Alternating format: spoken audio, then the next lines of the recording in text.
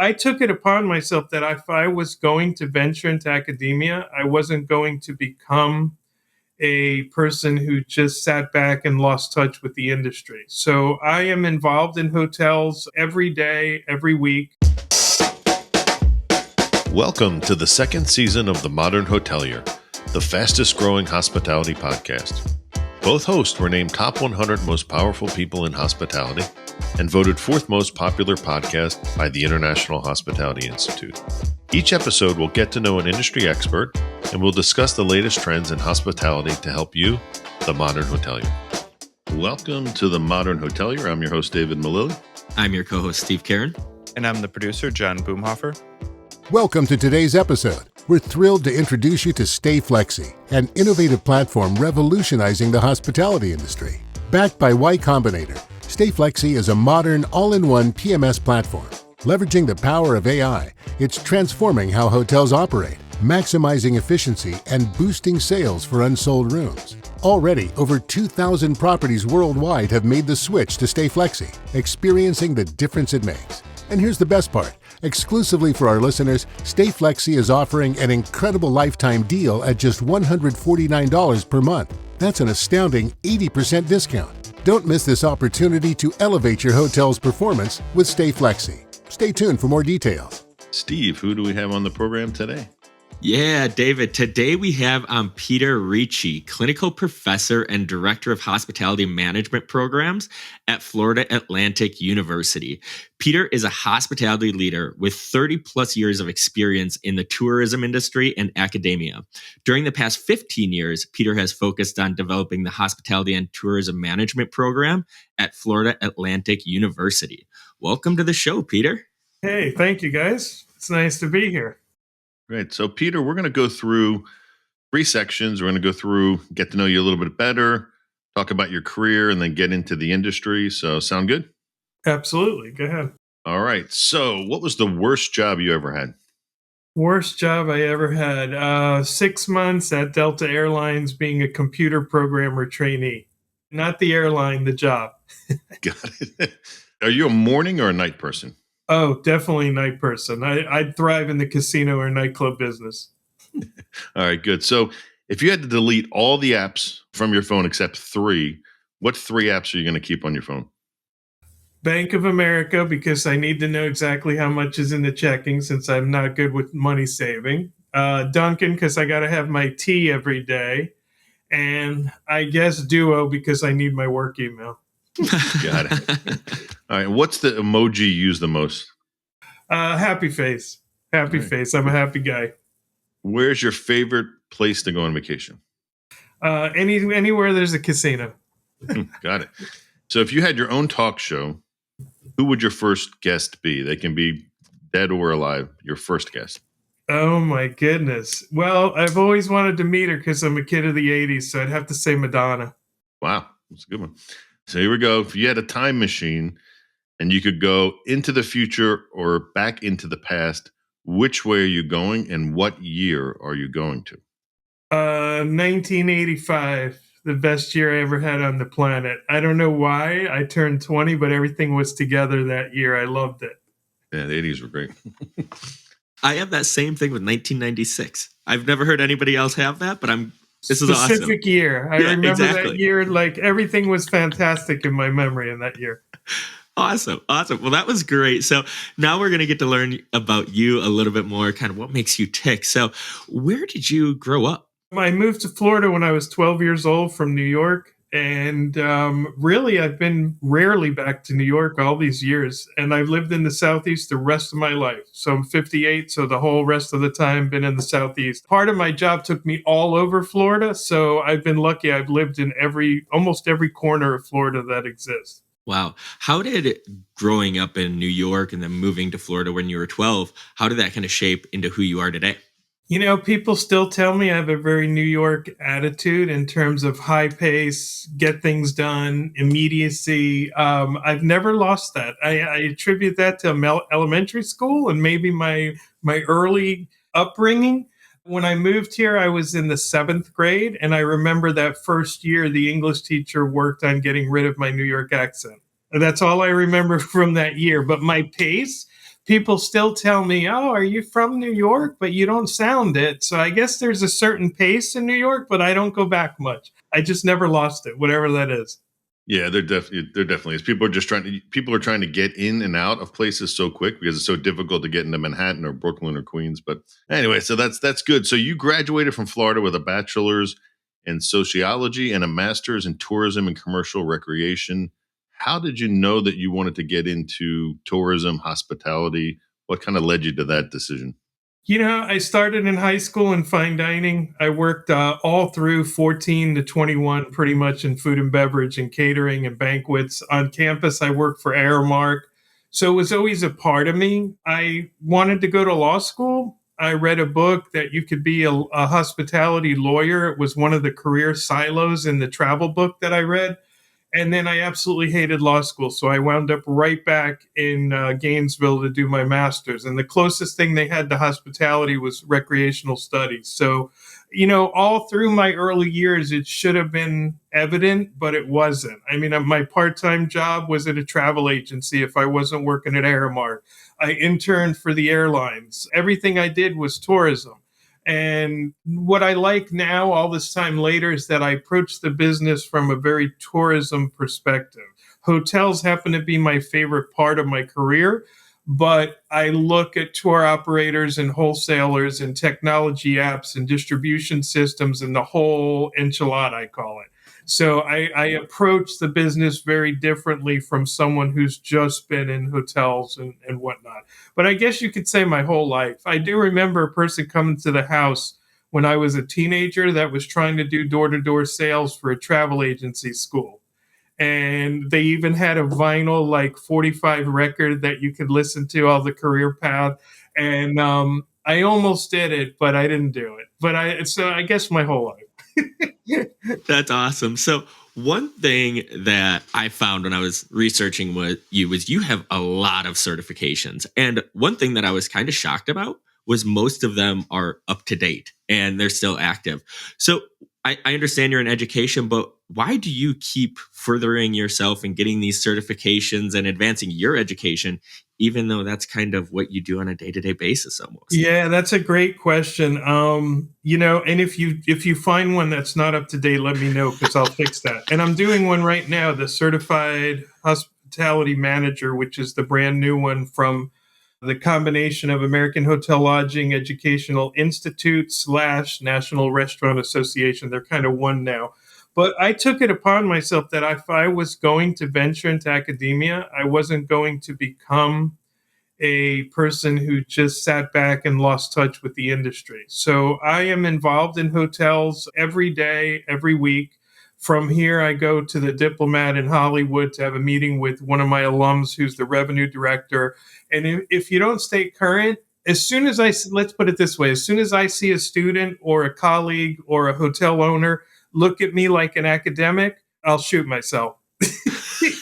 And not literally for those of you watching, but I want to be an active industry guy who gets it. I don't want to be siloed in some academic campus. My whole pathway into academia was kind of weird anyway. I never planned to be an academic. So that's kind of why I stay up on them. And, there's plenty that I've looked at that I haven't pursued that I was about to, but I really do the ones that I think have the most impact on the industry for the next 50 years. So technology mixed in with revenue and consumer decision, that's really important to me.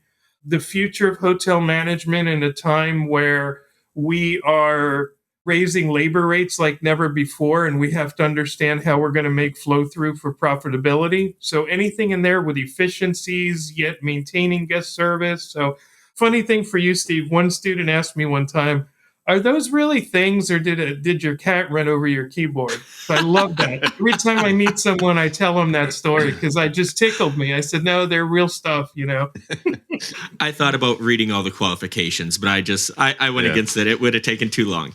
Well, another funny thing is like we're in the point in history where a bachelor's degree is not really a requirement anymore for success of any kind. And not that it ever was, but it had become the high school degree of the 70s and 80s. at one point where most of my students felt it was a must to get a bachelor's. That's not the case anymore. You can load up with certifications and lifelong education and training on your topical zones. And maybe you don't need an MBA or a bachelor's, or maybe you do want one, but I just like them because it's a new way of learning. Absolutely. Well, that was great. Now we're going to get into your career, kind of how you ended up where you are today. And we share another commonality is we both were dishwashers. And that was, I believe, your first job at the age of 14. You were a dishwasher. Yes, I was a dishwasher. Yes. And I got the job because I wanted money to go on the high school trip to Spain. And my dad said no, and I wanted to go roller skating twice a week, and he said once, and I said, okay, screw you, I'm going to go get a job. So I got a job, and I wound up loving it. It was in fine dining, and I've just never left. And it's funny, one of my students the past year, and she was a non-typical undergrad, probably in her 40s. She asked me if I took the dishwasher job because I had bad grades. And I said, what? And she said, well, were you doing something wrong? Because I don't even like to wash dishes at home. And I said, no, that was the job they permitted me to get as a teenager. It was either that or busser. And I quickly moved to be a busser, which to this day was one of the most exciting promotions I ever had, because it was quite a bit more money, and I didn't have to go home smelling like soap all the time. But the discipline I got from working in food and beverage and balancing time with homework and trying to maintain grades that would get me into University of Florida, you learn a lot, and I would do it all over again. I just posted something last week on LinkedIn. There's some bill proposed. Don't quote me exactly what it is, but there's some proposed bill in Florida to permit 16-year-olds to work in roofing. And I said, well, where are we with hiring 16-year-olds in the hospitality business? We need them back. I see too many owners that shy away from it for whatever reason. And I think that's a disservice to work ethic and time management skills and just interacting with people. We are on the exact same page. I love that. So after college, you were an adjunct instructor, and you also were at Forbes Hamilton Management Company for 11 years. How did working in the management company and being a hospitality professor give you a different perspective on the industry? Well, it's weird. I came out of grad school. I had planned to go to law school. So coming out of grad school, I didn't know what I was going to do. I had 3 job offers. One was for Marriott, one was with Disney, and one was with an incentive travel company that did meetings and conferences at sea. So, of course, at 23, I took that one because it was more fun. And that led to a job at the Convention and Visitors Bureau in Miami, where I stayed for a couple of years, probably 3 or 4 years. And while I was at the CVB, everybody was telling me, oh, you're so lucky. You never suffered managing hotels. You got right into the glamorous world of a destination marketing group. And I'm like, what are you talking about? So for me, Mr. I like challenges, I took that as I need to go work in a hotel. So back in Gainesville, where I went to school, Forbes Hamilton was building the first new luxury hotel in Gainesville that they had. And I was opening DOS, and I became the GM, I think, before we opened, I guess right before we opened. And I wound up loving the hotel business. And the guy who runs Forbes Hamilton, I worked for them on and off for a decade. It wasn't always steady. It was whenever Tom had a project. He's an accountant by nature, and his original business partner was a sales and marketing guy. So the two of them together, I have both sides of that skill set.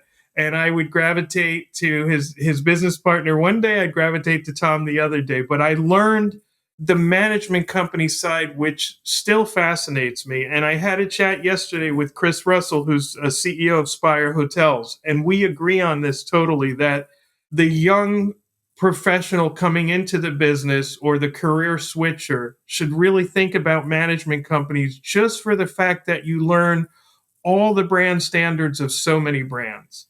I have long-term friends, 30 years at one brand, and they've worked multiple brands. I mean, Marriott is 31 brands now. But there's nothing like one day you're picking up a Ramada, the next day you have a Sheraton, then you have a Wyndham. There's just something about that I thrived on. I liked learning a little bit about all these companies. That's great. So for almost 18 years, soon to be 20, you've been at Florida Atlantic University. What got you there and what keeps you there? And it's, you obviously you said you're focused on education, but you diversify, but what's kept you there and what do you love about it? Definitely the people. FAU has some amazing people throughout the entire institution. Students, faculty, staff, leadership, president, you name it. We just have amazing people.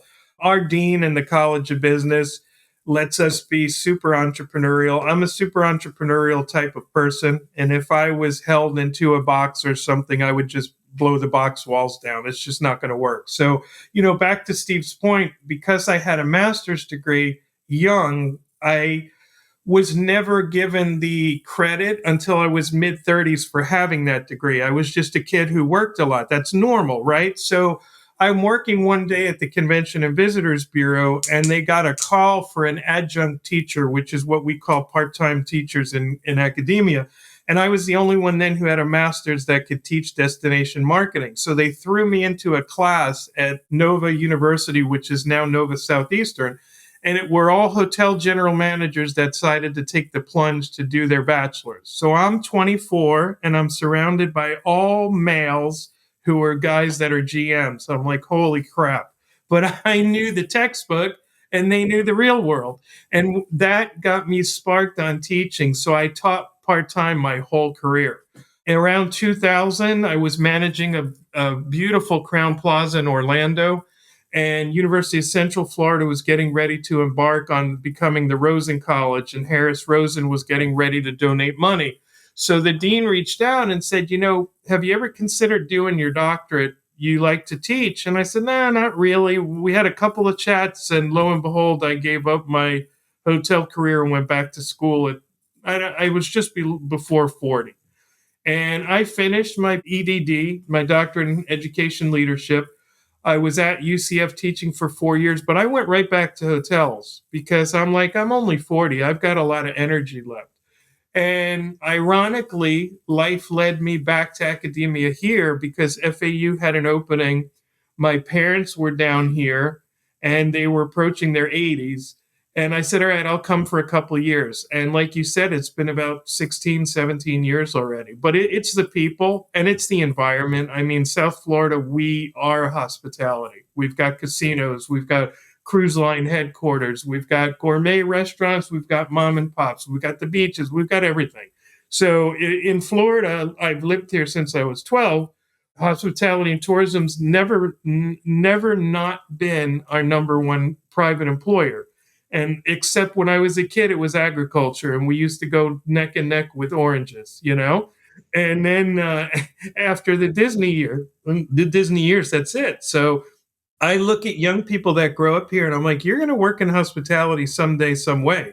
You might be an accountant at Royal Caribbean.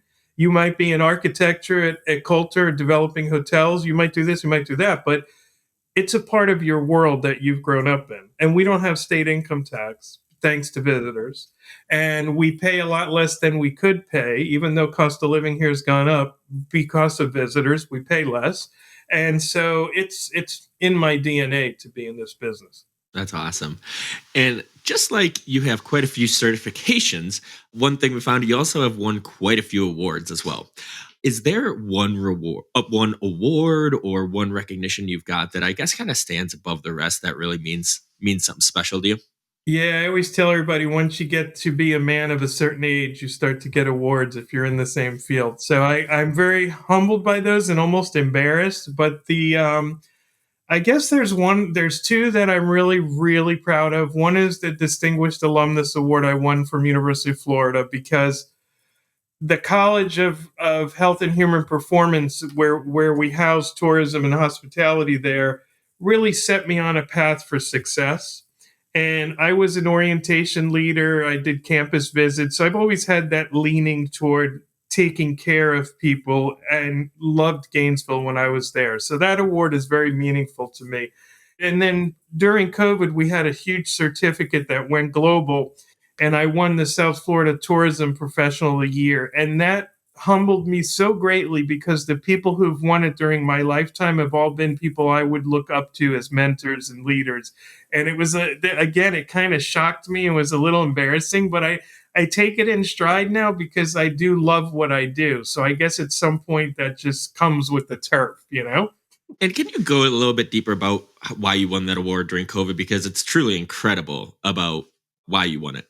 Well, it's just kind of a fluke, and many people have heard this story. I mean, we have always done stuff in the community. I have my own job email list, and I've done it as a labor of love for 20 years now. And during COVID, all the employers started to reach out to us real early in January, February, saying, "Hey, we're going to have layoffs. Our occupancy's dropped in March, et cetera, et cetera." So I went again entrepreneurial. We already had a certificate. I said, I'm going to put it online. And what do you think about offering it for free? Because there's going to be so many people out of work. Well, we don't, we're a university. We don't really do tuition free. And we don't really do online certificate creation in 3 weeks. But we did all that. And I thought it would flood South Florida with a lot of people that needed to do something. That was the biggest feedback, is all of a sudden we've been yanked away from everything we know in a 40 to 50 hour work week, and we're home. And so we filled a void. And I did not have a LinkedIn account, but everybody kept asking me to have a LinkedIn account. So I don't like social media as a rule. So I created one, and it spread like wildfire. I mean, in the end, we had like 168 countries or something. It's just a blast. So now that outpouring of love from those people, I asked everybody for a $1 or $2 donation. And we wound up with so much money that now we have enough to give everybody a discount, like as long as I'm alive. And we keep rebuilding the certificate every 2 years. So it's just fun. But again, I created like another 40-hour-a-week job for myself. But that's just, Well, that's absolutely incredible. So now we'll get into the part of the show where you get to give your thoughts about what's going on in the industry. So you mentioned Florida's tourism, right? Last year in 2022, they welcomed 137.6 million visitors, which was an all-time record. How do you see inflation impacting tourism, not only in Florida, but in the US over the next year? We're all cautiously waiting for the axe to fall, or whatever the saying is, because you can only use credit cards and use up your savings and start to dip into your retirement for a period of time before your spouse or your significant other or your kids slap you and say, stop that. So we're at a point now where, they called it revenge travel, they called it post-COVID travel, whatever. People still are enjoying travel. And the rates in hotels were so outlandish when we came out of COVID, trying to make the money back quick because the demand was there.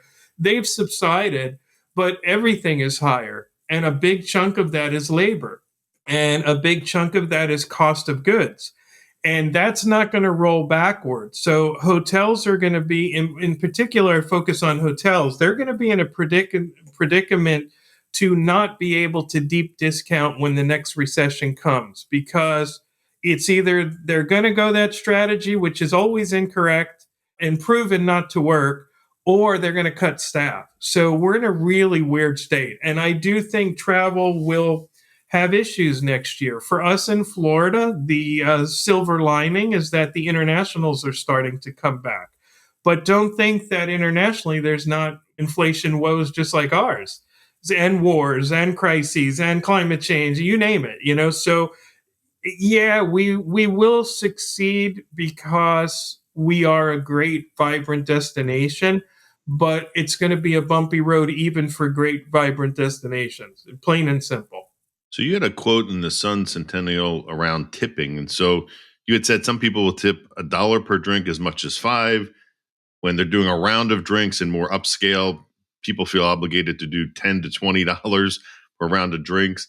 I always find myself, if I'm out and the tab's split and I look over, that I've always tipped more because I was a waiter, I was a busboy, I've been in hospitality. So I always feel like, everyone else is tipping 20, I'm tipping 25. And if Right. someone's really great, I'm tipping 30 because I feel like I want to encourage them to keep doing what they're doing. So what do you think is a general kind of rule of thumb when it comes around, tipping? Well, it's funny you asked this because I have kind of a bipartisan view on this. Being a tipped employee most of my life, I've always given the best service possible, and it did improve my tips. So I've always been, like you, a better tipper, right? So I think the needle has moved away from the 70s and 80s where 10% was the minimum up to about 15. And a good tip should be 20, 22%. But I hear this term now, tipflation, where the consumers are tired of it because technology has provided at the tip of their fingers a tip requirement or request at every point of contact with anybody. And so when you're at Panera and you're placing your order, there's a message, do you want a tip? When you're at the gas station checking out, I got one the other day at a Shell asking if I wanted to tip the counter attendant at the Shell. So out of habit, we used to just tip. Well, even the numerical slider has been changed to 20, 22, 24. And if you don't see the tiny little word custom to go in and custom, so you don't want to stand there as a consumer and bumble and hit custom and they know you're doing it, or it's a weird time. So I think employers, this is one of our macro level issues, have shifted to the service staff the ability to earn more and keep them paying less. And it's an ongoing battle that I don't like. I was at a Carrabba's restaurant last week, and the GM told me that he's now at $9 an hour minimum for all servers, and all servers are tipped. And that slowly crept up from $3, $4, $5. It's taking an impact, which means all of us are going to pay more. And when does it break out and there's an argument? I don't know. But to your point, David, I always tip better than most everybody else because it's been in my nature. But if I have poor service, I bring it up. If I have great service, I also bring it up. I encourage my students not to only complain, but if they have a complaining mentality, they better also write nice letters when they get great service. So I encourage them to do both. And just today, I went to McDonald's to get my morning iced tea.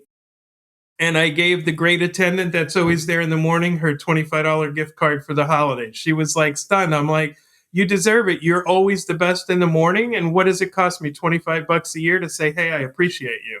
So I've just always been that kind of person. It's in our nature in the business. But shifting the responsibility of care, trying to put more tips on your service people, I don't buy that business model. I don't like it at all.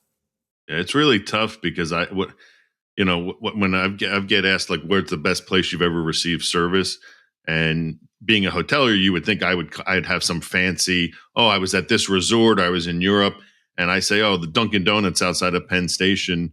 The women that worked there knew when I wasn't there. They knew what I drank. They would ask me, "Oh, you've been traveling? We haven't seen you." They had my drink ready, and it was like I'm buying a $3 iced coffee, and I'm getting better service than spending $300 a night at a hotel where the front desk just says, checking in. You're like, well, what else would I be doing here? But anyway, good point. I got to grab this. Hold on, because you'll appreciate this.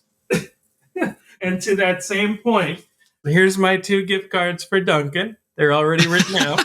The Dunkin' by my house, when I pull in, it's either, I'm an iced tea junkie, so it's either McDonald's or Dunkin', whichever line's shorter.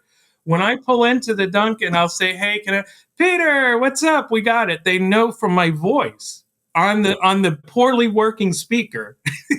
To me, that's service, right? That's not luxury hotel. That's a Dunkin'. But if they do it right, I'm going to reward them because Lord knows they could use it and they appreciate it, And those are the people I think, not fail, but I mean, those are the type of people that you want to pull into, because you wouldn't consider Dunkin' Donuts hospitality or McDonald's, but those are the people that we got to pull in that just love their job, love being with people. I consider them a big part of our overarching business. And when I was a GM, I always tried to, I would say, do you like your job? How much you're making? Have you ever considered working in a hotel? I'm not here to poach you, but keep an open mind. Here's my business card. Always, always, always. And, because many of them don't even think about hospitality as a career. Most humans don't think of it as a career. It's just usually thought of as a stopping point to something else or a job. But we are a definite place for a career, period. Absolutely. That was great. So I'm excited about this one being on the technology side. But in October, you wrote an article called The New Era of Hotel Marketing, Integrating Cutting Edge Technologies with Core Marketing Principles.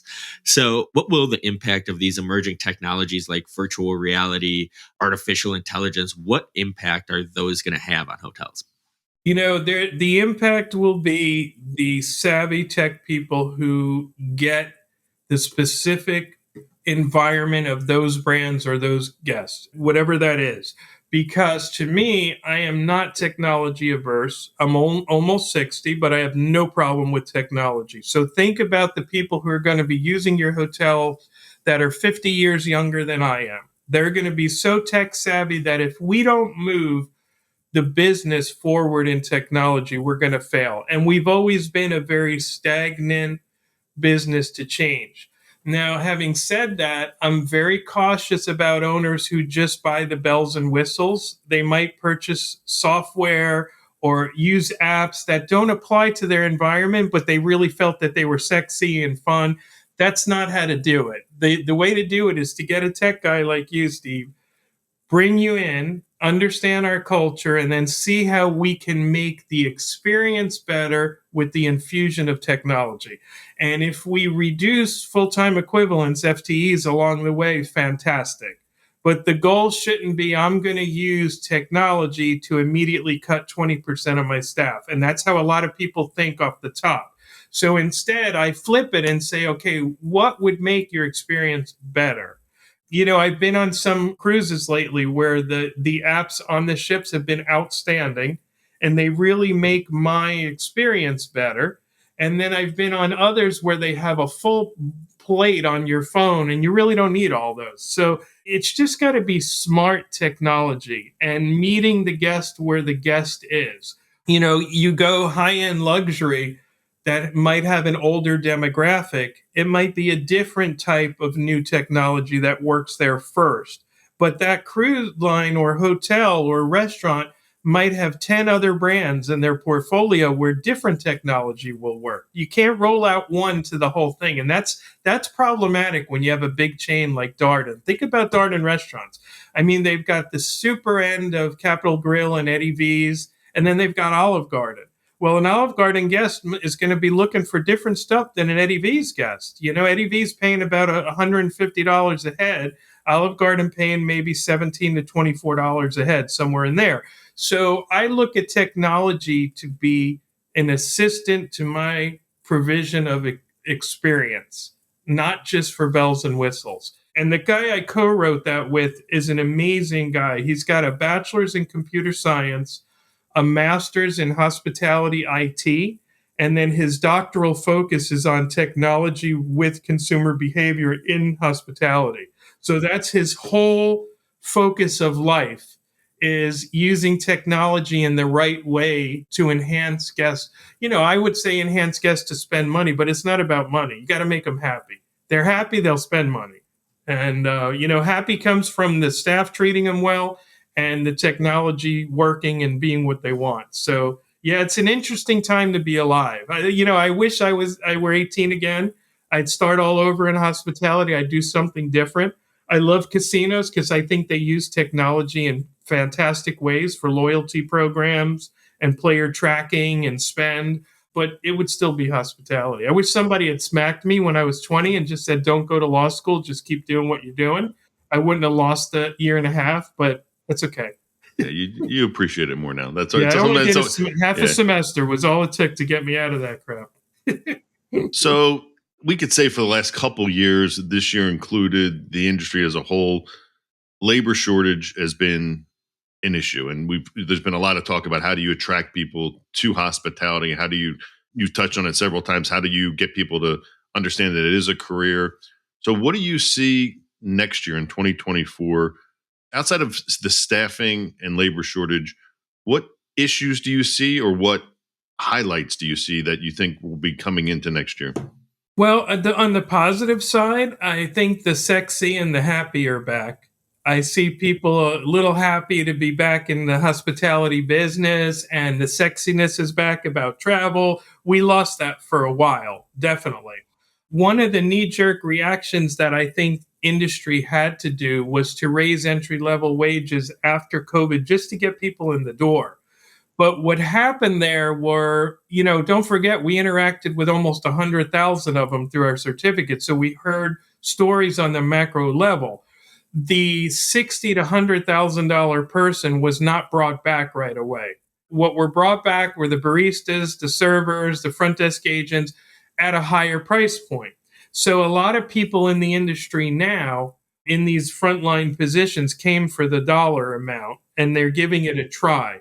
As soon as guests are irate or give them a challenge, they bail out of the industry. So I think for the negative for next year is that the turnover has to be focused on. So more training, more engagement, and more fact that we're a career path.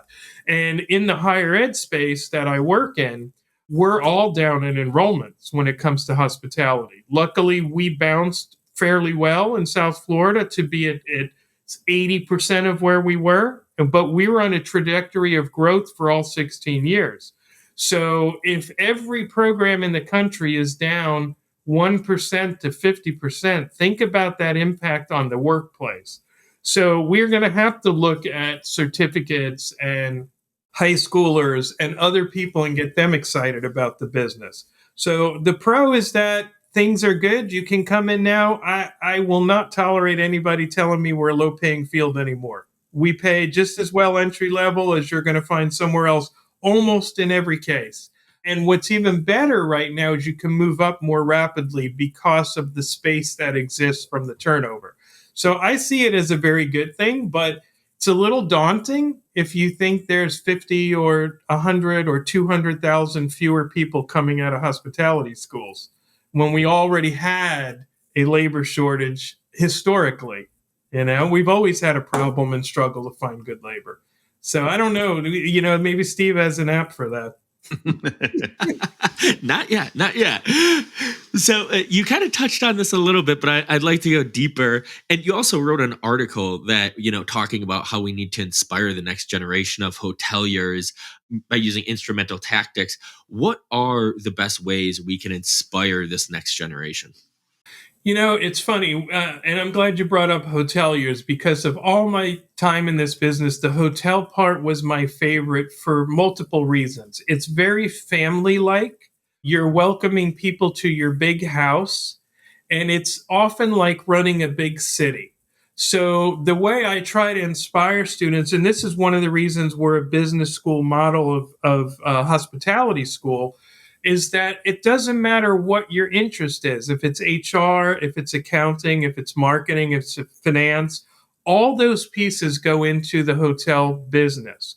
So if I can engage you to be happy with your chosen major or discipline, or if you're non-college student, your interest area, and then show you how that works in the hotel space, I think we can inspire a lot of people because it's very rewarding to welcome people to your house all the time. There's always aunts and uncles that drive you crazy, just like the guests, but overall, it's a feeling that you don't get in other businesses. And the variety of activity every day appeals to the newer generation. They're very short term in their focus, and they like project-based work.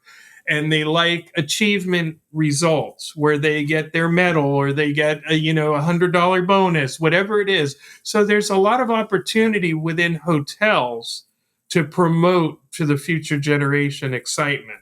But what I've done now is when we came out of COVID, we went from about 1,300 students to 400. So my heart was in my throat, right? We're back up to about 950 this semester. And I think we'll kind of stagnate at about 1,000, but that's okay. But we still lost 300. So what I do now within the 1,000 is I purposefully every day focus on the ones that really show me genuine interest and care for guests. Then I pull them in and I take the extra time to find them the right spot. That's what I've been doing. So, So my job is very fun in that, one day I'm consulting with a hotel owner because they're going into budget.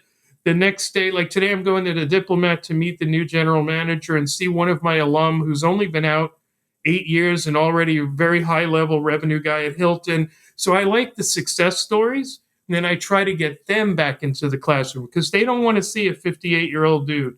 They want to see someone who's 25, 27, just graduated, hopefully has a TikTok account. They want to be influencers. They want to work project based. I don't blame them. And you can do that with structure. And then there's always going to be that one sector that wants to work with the guest every day and loves it. I had a server at Seasons 52 yesterday, one of the Darden brands, 14 years with the same store, won the server of the year for the whole company, couldn't be fresher and happier in her job. I would have thought it was her first week after training. Just so delightful. So why would you pull someone like that away if that's what she gels on? I said, what gels for you? She said, I don't have to do scheduling. I have regulars, so I make great money. And I only work the 4 shifts a week that I want. And I'm like, more power to you, right? So you don't have to be the GM or the regional. You can have a perfect life in this business if you just match up who I say you do you, which I stole from Stacy Ritter, who's the CEO of Visit Lauderdale. She says it all the time. And I'm like, you're right, Stacy, you do you, because our business permits you to do you. I like that. I love that. That's awesome. So our producer, John, has been kind of behind the scenes this whole time listening. He has the one final question for you before we head out, Peter. Hope he's not the toffee.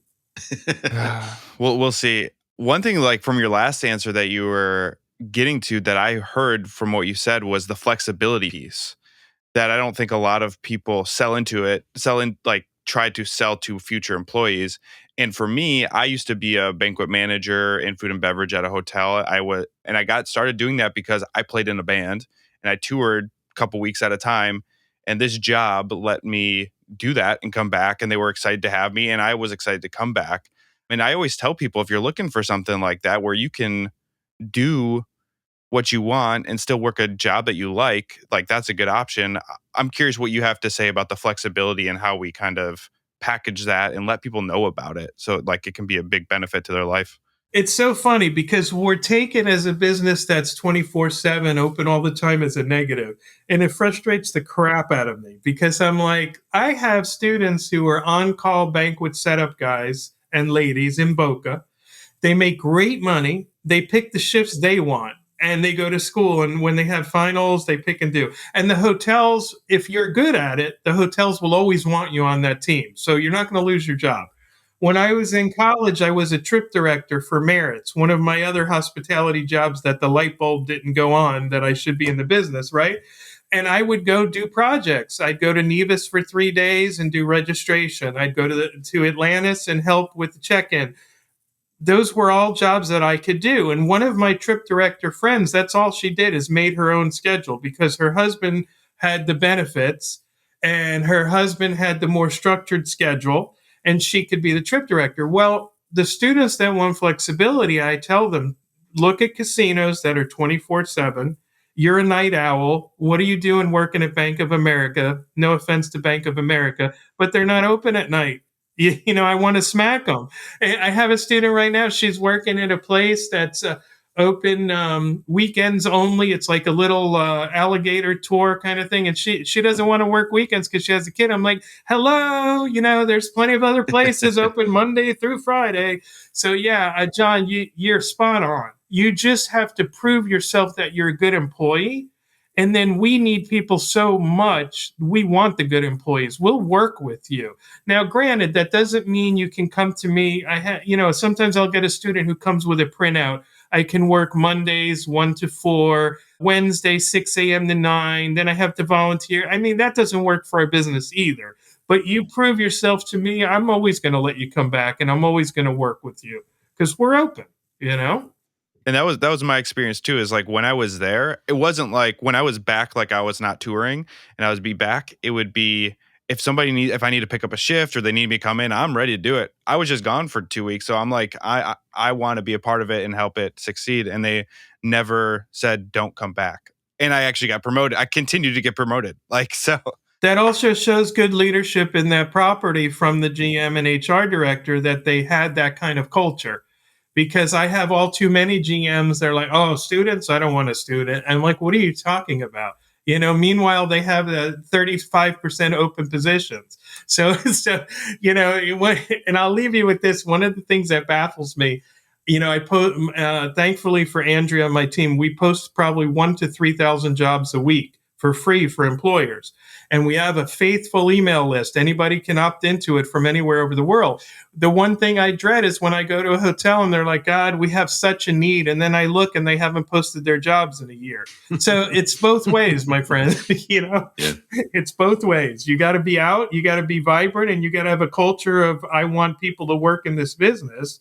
Well, Peter, that does it for another episode of The Modern Hotelier. This is the part where you get to let people know how they can find out more about FAU, how they can get in touch with you. So plug away, Peter. So, just look me up on LinkedIn, Peter Ricci, Ricci. I'll connect you. We have a certificate that we update every 2 years at FAU. It's $199, but we have so many donations, we give everybody $50 discount. So it's $149 until we run out of money. And hopefully while I'm alive, we won't run out of money. So come back. The one starting in March is awesome. We have 30 separate videos. I interviewed the president of Region 7 Seas. I hope to interview Christine Duffy from Carnival in February. So there's interviews with leaders. There's sessions on AI and what people are doing with it, sessions on menu design. It's just a little taste of many different things to keep you engaged with the industry and see what's going on today. And if any of you can recommend a tech person for an interview, I'd love a tech company showcase, either a PMS or an app or something fun to do a one-on-one interview in there. So I can't thank you guys enough for letting us get the word out. Come work in hospitality. Don't be shy. It's definitely a great place. So that does it for another episode of The Modern Hotelier. We look forward to seeing or talking to you soon. Thank you so much. Thank you, guys. Welcome to today's episode. We're thrilled to introduce you to StayFlexi, an innovative platform revolutionizing the hospitality industry. Backed by Y Combinator, StayFlexi is a modern all-in-one PMS platform. Leveraging the power of AI, it's transforming how hotels operate, maximizing efficiency, and boosting sales for unsold rooms. Already, over 2,000 properties worldwide have made the switch to StayFlexi, experiencing the difference it makes. And here's the best part. Exclusively for our listeners, StayFlexi is offering an incredible lifetime deal at just $149 per month. That's an astounding 80% discount. Don't miss this opportunity to elevate your hotel's performance with StayFlexi. Stay tuned for more details. You made it to the end of The Modern Hotelier. Thanks for listening. The Modern Hotelier is produced by Make More Media. Make sure to like and subscribe if you're watching on YouTube, or follow wherever you get your podcasts. If you know of a guest or sponsor that would be a good fit, feel free to email us at hello@themodernhotelier.com. Thanks and have a great day.